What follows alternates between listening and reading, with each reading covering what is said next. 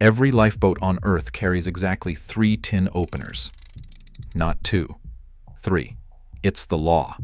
So are the anti-seasickness tablets that have nothing to do with comfort, and the fishing kit nobody actually expects you to catch anything with. What's really packed inside these boats isn't random emergency supplies. It's a legally mandated survival system, where every object exists because someone, somewhere, died without it. A lifeboat is more than a floating container of hope. It's a standardized capsule, engineered by law to erase the randomness that once decided who lived and who died at sea.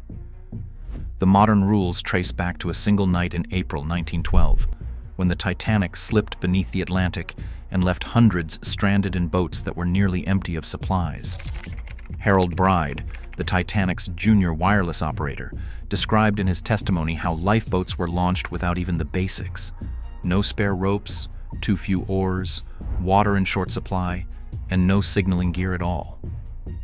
The shock of that testimony shaped the world's first International Safety Convention in 1914, but it took decades and more disasters before real standardization took hold.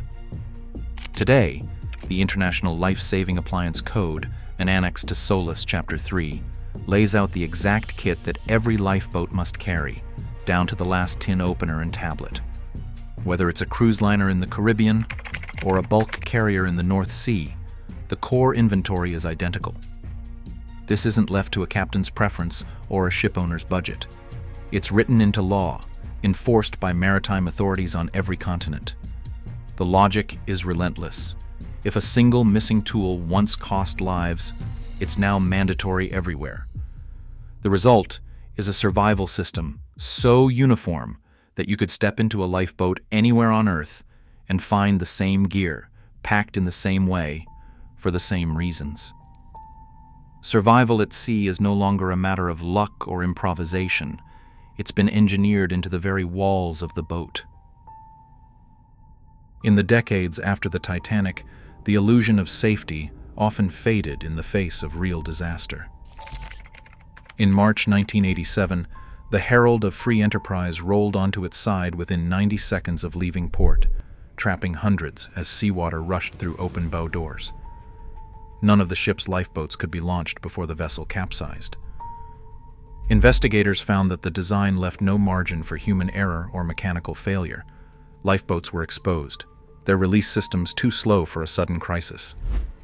The aftermath forced regulators to demand sealed, ventilated, and quickly launchable lifeboats, with self-righting hulls and release mechanisms operable even if the ship was already listing. 7 years later, the Estonia went down in the Baltic Sea after its bow visor failed in rough weather. The sinking was fast and violent. Survivors reported darkness, freezing spray, and lifeboats that vanished into the night. The official inquiry cited missing sea anchors, poor radar visibility, and insufficient rations as factors that doomed many. These gaps led to new rules. Every lifeboat now required a sea anchor to slow drift, a radar reflector to show up on rescue screens, and enough food and water for at least 2 days at sea. Each item on today's checklist traces back to a hard lesson, an absence that cost lives. The modern life BOAT is a patchwork of these corrections, each piece a silent witness to what was once missing when it mattered most. Once a lifeboat hits the water, survival depends on control, not escape velocity. Maritime law does not just require a working engine. It demands that a fully loaded lifeboat can push through the sea at 6 knots for a full 24 hours. That is not about outrunning a disaster. It is about having the stamina to stay maneuverable long after the ship is gone. This endurance test is not hypothetical. Classification societies like DNV and Lloyd's Register run actual sea trials, loading the boat to capacity, firing up the engine, and logging speed, fuel burn, and vibration for a solid day. The goal is to prove that the engine, fuel, and ventilation can keep the boat moving, even if rescue is nowhere in sight. But propulsion is only half the story. In a real evacuation, one lifeboat may need to tow a fully loaded 25-person life raft. The painter rope, often mistaken for just a spare line, is engineered to handle the strain of towing another craft through rough water. The LSA code backs this up with a towing trial. The lifeboat, at full load, must pull a raft at 3 knots in calm seas, and at least 2 knots if the weather turns. This is not a theoretical exercise. It is a hard-won lesson from disasters where rafts drifted apart and survivors vanished from sight. Drift, though, is the real enemy. That is where the sea anchor comes in, a drag device, not a hook for the seafloor. When deployed, it holds the bow into the wind and slows the lifeboat's drift by up to half, making the difference between being swept miles off course and staying within reach of search crews. If the dedicated anchor is lost or damaged, a simple bucket tied to a line becomes a makeshift drag, a trick drawn straight from survival manuals and hurricane rescue accounts. In lifeboat logic, control means staying together, staying upright, and staying findable, no matter how long the wait. Inside the sealed hull of a lifeboat, survival turns into a calculation measured in liters, calories, and hours. Each occupant is allotted 3 liters of fresh water, just enough to keep the body functioning, but not a drop more. This water isn't merely for quenching thirst. It's a rationed reserve, parceled out to last at least 48 hours in the hope that rescue will arrive before it runs dry. The real threat isn't always thirst itself, but losing water to seasickness. That's why every person gets 6 anti-seasickness tablets, enough for 2 days. The tablets aren't just about comfort, they're about protecting the group's entire water supply. Vomiting can quickly deplete hydration, so the tablets serve as a first line of defense against dehydration, keeping the precious water inside the body instead of overboard. Food rations are measured with the same precision. Each person receives at least 10,000 kilojoules, about 2,400 calories, packed into dense, hermetically sealed biscuits. These aren't meant to satisfy hunger or taste good. Their job is to deliver enough energy to keep people alert, shivering, and thinking clearly through cold nights and anxious days. The rations are designed to be compact, slow to spoil, and easy to divide, so every person gets their share even in chaos.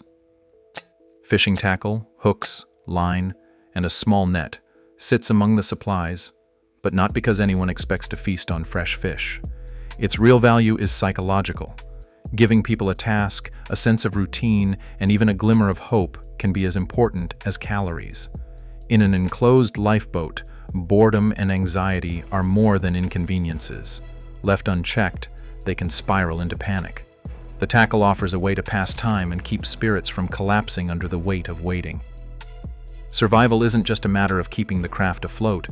It's about keeping the people inside it steady, hydrated, and just hopeful enough to last one more day. Rescue at sea depends on being seen before supplies run out. The lifeboat signaling suite is built to cut through fog, darkness, and distance, using every available sense, sight, sound, and even radar. The radar reflector, a simple cluster of metal plates, transforms the lifeboat from a blip lost in the waves to a clear echo on a ship's radar screen. But placement matters.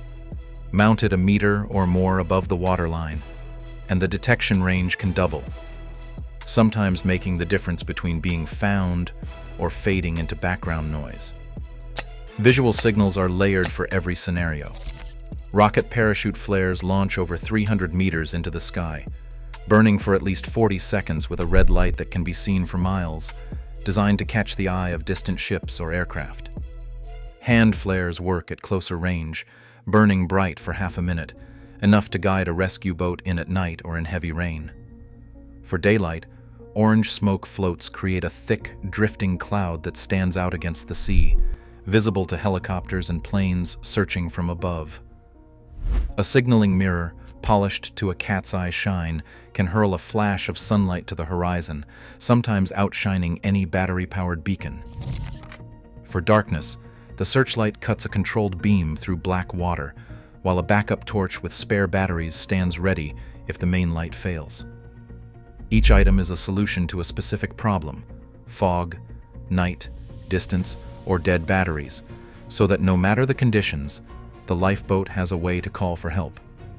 The system is not just redundancy, it's a survival language, designed to speak to rescuers by radar, by sight, and by signal, day or night, in any weather.